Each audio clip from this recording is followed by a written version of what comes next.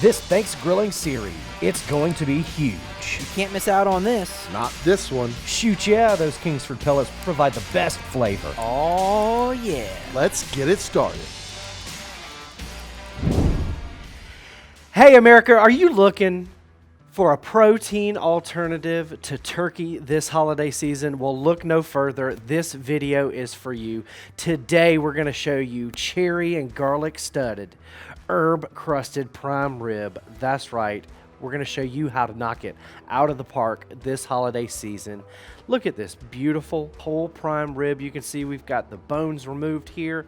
It's also known as a standing rib roast. The first thing that we need to do to get this bad boy ready is we need to cut some holes in it and stuff it with some delicious garlic and cherries. Okay, so what I like to do is I like to cut the holes where my butcher has removed my bones. Okay, and we're only going to stud one side of the meat because the other side, the fat cap, we want to leave that on there.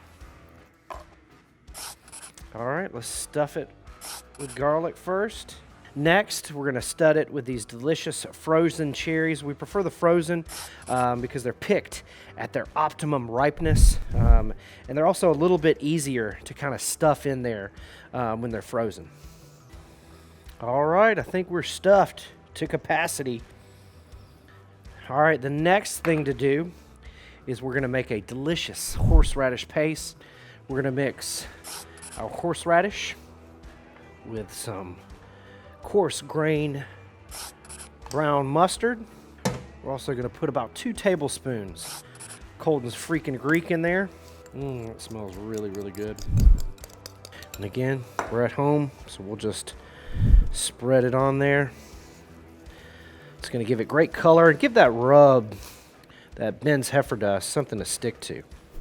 This prime rib is crusted up.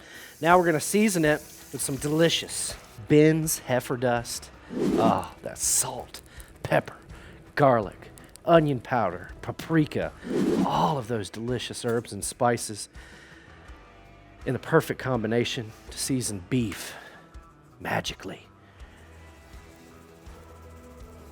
Don't be afraid, it's a big piece of meat. It can take all the seasoning. Just pat her down. Don't lose anything. Don't rub in it. Don't rub in your seasoning. Just pat it in.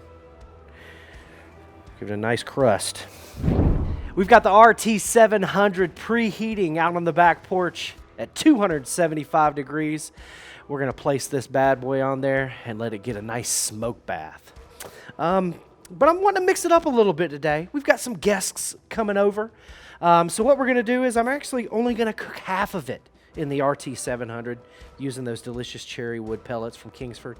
The other half we're going to cook on the recteq wild side. That's right, the RT-A850 open fire pit with the rotisserie. We're going to let this bad boy rotate around the fire. We've got a beautiful bed of coals set up with some Kingsford briquettes, and during the cooking process we're actually going to sprinkle in handfuls of those cherry pellets to give it that delicious cherry wood smoke out there on the open flame. Let's get outside and get to the recteq. Crap, I gotta slice this thing. All right, now we need to slice this bad boy in half, get it set up for the wild side and the RT700.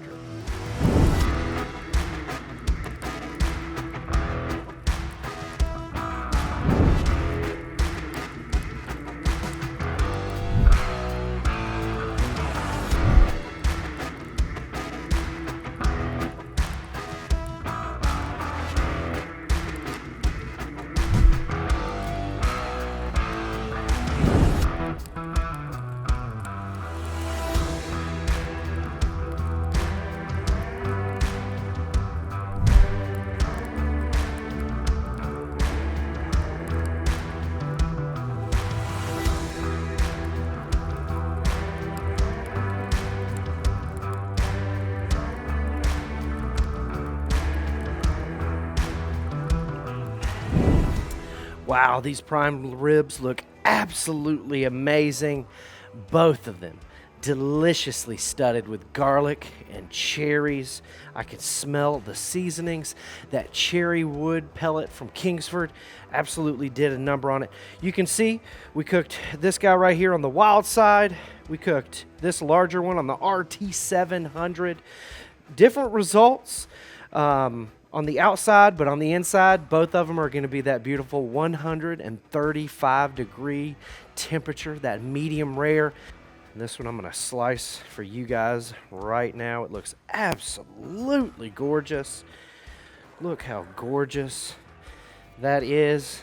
The recteq knocked it out of the park again. Good, consistent temperature. Guys, if you haven't already, make sure you subscribe to Kingsford and recteq's YouTube channel for more awesome content just like this and so much more. I'm Jody Flanagan, Barbecue Dad, your recteq expert. Thank you guys so much. Happy holidays, and we'll see you at the recteq.